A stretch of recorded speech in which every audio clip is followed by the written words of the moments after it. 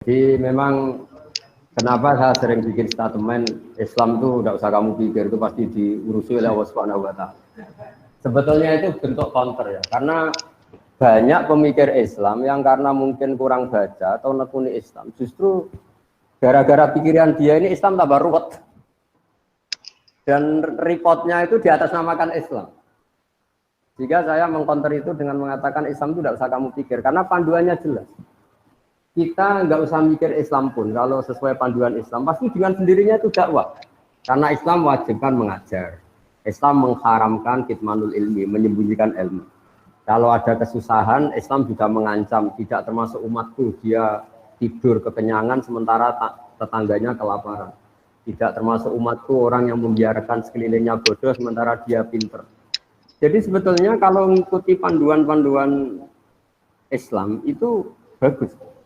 Problemnya kalau hak mikir ini kita berikan sama nyuwun sewu mubalek atau ustadz atau kiai, semua orang akan punya cara berpikirnya sendiri.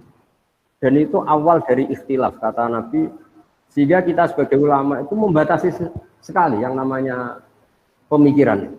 Kita utamakan riwayat, meskipun kita tidak meninggalkan akal. Jadi misalnya begini contoh paling gampang ya. Ada orang dengan pengalaman tertentu, dengan trauma tertentu, kemudian terus pidato begini. Kiai itu harus kaya, dosen itu harus kaya. Kalau dosen tidak kaya, tidak bawa mobil, tidak dihormati mahasiswa. Masa dosen pakai ondel? Ya? Ini kan traumanya dia, mungkin dia pernah bawa ondel, ditertawain mahasiswanya, atau ditertawain umatnya kalau kiai. Tapi kemudian dia bikin ukuran, untuk bikin ukuran, kalau ingin dihormati kamu harus bawa mobil. Pertanyaannya adalah, mana ada target dalam Islam supaya orang dihormati? Target dalam Islam adalah orang nyari ridhonya Allah, bukan ingin dihormati. Nah ini yang kemudian kan tuh jadi lucu, masa orang digerakkan, kiai harus kaya, kalau nggak kaya nggak dihormati, dosa harus bawa mobil, kalau nggak mau mobil nggak dihormati. Pertanyaannya, target ingin dihormati ini pikiran Islam atau pikirannya dia?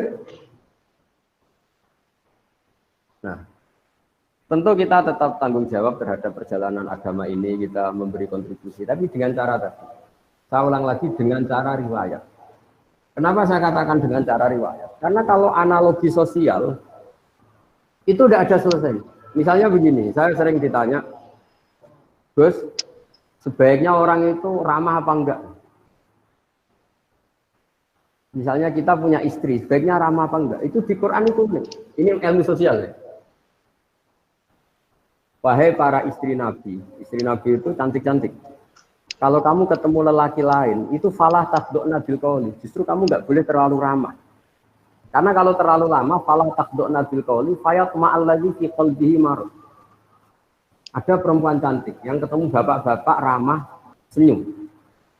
Mungkin pikiran lelaki ini bukan dinilai ramah. Wah, berarti ini mau sama saya, kan jadi repot. Sehingga kalau ilmu sosial semuanya mungkin ramah yang sesuatu yang baik, tapi orang yang hatinya sakit, ada penyakitnya, kata Allah, fayat ma'alladzi fi qalbihi marad. Kita sopan sama orang sopan terkenal dermawan. Kena penipu, ini dianggap satu objek. Wah, kapan-kapan nipu orang ini ya, potongannya kok gampang ditipu. Jadi ilmu sosial itu ilmu yang mengeruwet. Karena kebaikan sosial ini akan dimanfaatkan orang-orang fasik, orang-orang durhaka untuk keburukan. Sehingga Islam itu mengelola sosial itu ya agak gampang karena memang logika sosial itu. Makanya pertama Imam Syafi'i ngaji Imam Malik itu gejolokannya gini, dan saya mengenang betul gejolokan itu. Ya Syafi'i, wahai Syafi'i, kamu punya dua pembantu. Terus dua pembantu ini yang satu kamu cerdas, yang satu ini cerdas, kamu perintahkan ikhla hadis safra. Batu besar itu coba kamu tarik, kamu bongkar. Fa'inna tahtaha daban, karena di bawah itu ada emas. Terus yang satu nggak tanya, langsung dibongkar. Ketika yang satu langsung bongkar, ditanya, kenapa kamu nggak tanya maksud saya apa? Terus kata pembantu tadi, saya hanya ingin nurut sama jenengan. Jadi nggak penting di bawah ada emas apa enggak. Kalau yang nyuruh jenengan tetap saya bongkar. Yang satu enggak. Kalau ada apanya bos? Ada emasnya. Ya sudah saya bongkar. Kalau nggak ada emasnya ngapain? Kamu seneng mana? Kata Imam Syafi'i, Ya seneng yang loyal tanpa mikir. Kadang kita beragama itu butuhnya itu sami'na wa ata'na. Ya saya ulang lagi, karena sekali semua agama ini dipikir, itu nanti ya repot. Ya tadi misalnya gini, ini yang tren ya di zaman akhir. Kita misalnya mengkaji sholat. Mengkaji sholat itu ada yang, oh fungsinya rukuk begini, fungsinya sujud begini, ini peregangan, ini pernafasan. Lama-lama sholat ini kayak senam yoga. Lama-lama ada yang tanya, banyak yang sholat kok penyakitan, ya nggak sholat kok enggak gitu. Jadi kita sebagai ulama itu mikirnya gini, nggak mungkin Allah bikin gerakan tertentu tidak ada hikmahnya.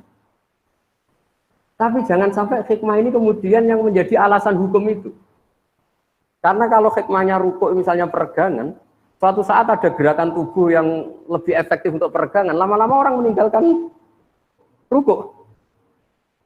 Nah, Bapak MC, ulama itu berpikir gitu, jadi berpikir ini nuruti akal apa nuruti logika. Kalau nuruti logika tadi takutnya, misalnya puasa itu supaya sehat. Terus ada orang yang bilang, tapi saya kalau puasa malah sakit. Jadi, nah makanya dalam sisi ilmu sosial ya logika sosial itu khazanah kita. Saya mungkin termasuk kiai muda yang punya banyak khazanah tentang dialek sosial yang diajukan Allah Subhanahu wa taala kepada para kekasihnya. Karena tebaannya itu banyak. Jadi misalnya tadi ada seorang rektor atau kiai top atau bos itu selalu mikir sama anak buah. Kemungkinannya ini menenabuhkan anak buah karena dipikir majikan tanpa mendelegasikan. Jadi kalau kita terlalu manja sama anak, mikir anak, nanti anaknya seenaknya dia mau mikir, dipikir bapak. Tapi kalau nggak mikir, anak merasa agak disayang. Ini gimana bapak udah mikir anaknya? Nah, jadi artinya gini, kenapa saya sering bikin statement, agama itu rasa berpikir, saya Allah, maksud saya, takut saya pikiran ini menjadi pijakan hukum, padahal sementara pikiran ini bikinan kita. Bukan ada riwayat bersandar dari Rasulullah Shallallahu Alaihi Wasallam. Kayak tadi misalnya kita ngomong, kalau kiai tidak bawa mobil tidak dihormati, kalau dosen nggak mobil tidak dihormati. Pertanyaannya, mana ada target dalam Islam ingin dihormati? Jadi itu sebetulnya tentang itu, bukan. Tadi kita tetap bertanggung jawab terhadap perjalanan Islam ini, termasuk hikmah-hikmah tadi. Kenapa ada kebenaran absolut yang kita jaga, yang seperti tadi yang saya katakan, tapi juga ada kebenaran sosial yang juga harus kita jaga. Jika ada hadis mangkola la ilaha illallah dakhalal jannah wa in zana wa in saraqa, tapi juga ada hadis la yazni zani fi najli wa huwa mu'min.